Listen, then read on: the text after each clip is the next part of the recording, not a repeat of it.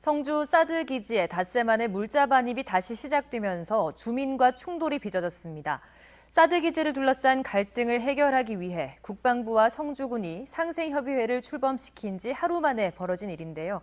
이런 상황에서 사드 반대단체와 주민들이 상생협의회를 어용단체로 규정하고 어떤 결정도 인정하지 않겠다고 밝혀 난항이 예상됩니다. 도건엽 기자가 보도합니다.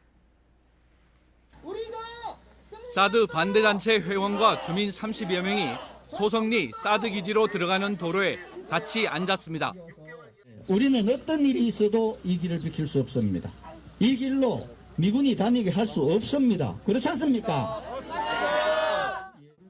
경찰 1000여 명이 동원돼 집회장을 에워싼 뒤 세 차례 해산 명령을 하고는 곧이어 주민들을 한 사람 한 사람 드러내기 시작합니다. 주민 2명이 다쳤습니다. 이어서 차량 30여 대가 사드 기지로 들어갑니다. 국방부는 사드 기지에 주둔한 미군과 한국군 병사들에게 생활 물자를 보급하기 위한 것이라고 했습니다.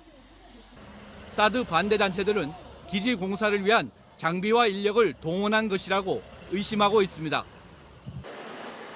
국방부와 주한미군은 올해 들어 7차례, 한미 정상회담이 열린 5월 들어서만 4차례 사드 기지에 공사 자재와 물자를 반입했습니다.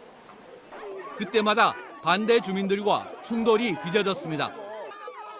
사드 반대 단체와 주민들은 기지 공사를 포함해 모든 배치 절차를 중단하고 사드 철회 여부까지 대화 테이블에 올려야만 갈등 해소가 시작될 수 있다고 말합니다. 사드가 정말 우리나라에 필요한지, 어떤 외교적인 문제, 그리고 어떤 국방 정책의 문제, 그리고 소송의 문제를 전반적으로 포함해서 평가해야 되는 거지, 환경영향 평가의 결과만 가지고서 사드 배치의 여부를 결정해서는 안 되는 거죠. 국방부와 성주군은 사드 기지를 둘러싼 갈등을 해결하기 위해 민관군 상생협의회를 출범시켰습니다. 5년 전 박근혜 정권 당시 갑작스레 결정된 일방적인 사드 배치 이후 주민들이 겪은 피해에 대해서 정부의 진정성 있는 사과와 위로가 우선돼야 한다는 목소리가 나왔습니다. 피해 보상 차원의 지원 사업도 속도를 내야 한다고 입을 모았습니다.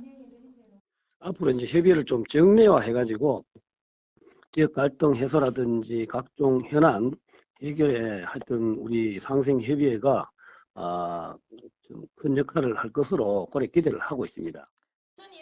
하지만 여기에 사드 반대 단체와 주민들은 불참했습니다. 상생협의회가 사드 배치에 정당성을 줄 수밖에 없는 어용단체라고 보기 때문입니다. 협의회가 하는 어떤 결정도 인정할 수 없다고 밝혀 난항이 예상됩니다. MBC 뉴스 도건협입니다.